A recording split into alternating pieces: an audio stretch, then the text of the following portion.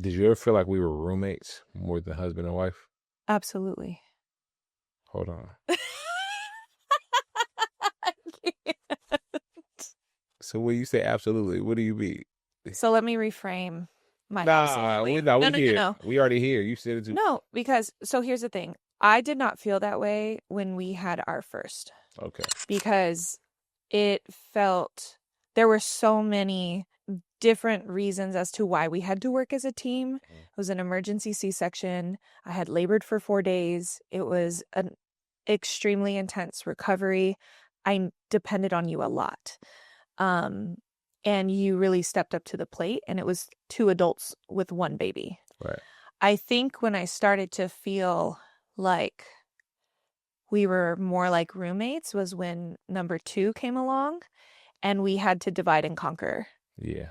because then it was really me and the newborn and you and the toddler. Yeah, me and my dog. Out here.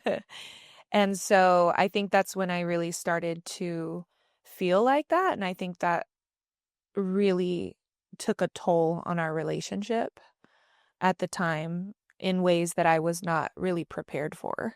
What do you think was the biggest contributor to like our relationship having a little bit of distance when the babies got here?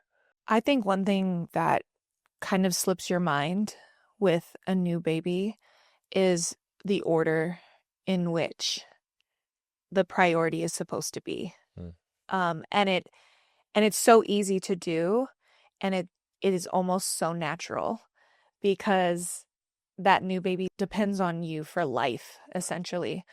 So it's really easy to fall into the lack of priority, date, putting effort towards spending like alone time, making connection, effort. For you, it was running around with a toddler at all times Yeah. and still maintaining like your work and everything you had going on. Yeah. And then for me, it was recovery, hormones, postpartum depression, postpartum anxiety, a newborn that's literally eating off of my body. I'm like, see, y'all know why.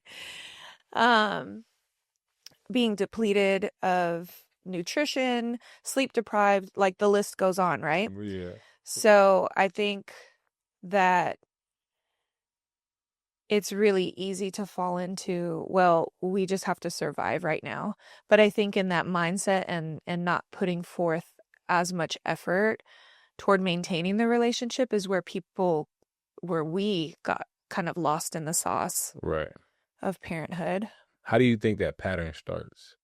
Because I have an idea how it starts from my side, Ooh, I'm interested but from his side. how do you feel like that pattern starts?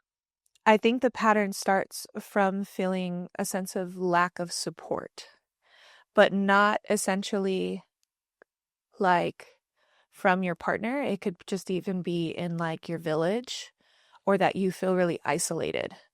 And so, like I said, with our first, we were working as a team because we had to. I was not physically able, I was not well. Yeah. I had a very traumatic birth experience that I was trying to figure out being a first time mom and healing all at the same time. And we were really good at working together. It was also the height of COVID. So like the world had essentially shut down. And so, we were in the thick of it, but together. And then when number two came along, I think being isolated and having to care for a newborn pretty much on my own while you had the other baby was something that complicated our connection Mm. because they're not on the same sleep schedule. Newborns essentially go to sleep later than, once you have like a good routine with your toddler. Mhm. Our first was going to sleep at 7 and the baby wasn't going to sleep until 10 or 11, Right. so it's just we were like two ships in the night, like literally, like just kept missing each other. And then it became routine to miss each other. Yeah. And then we wondered why, like, we're having tiffs or getting annoyed or getting frustrated or, expecting each other to understand something that the other one wouldn't initially understand because that's not the role that they're playing at that time. Yeah. So I think that caused a lot of it. But what do you think it is? In terms of the pattern, how the pattern starts, Yeah. I think that the biggest contributor is not being on the same page. I think that it's just you have to choose to ignore things. You have to choose to kind of let things go. You have to choose to know what is worth talking about at that specific time. And the one time that that goes wrong, or and it's back and forth, especially hormones are still, raging for you or going through whatever.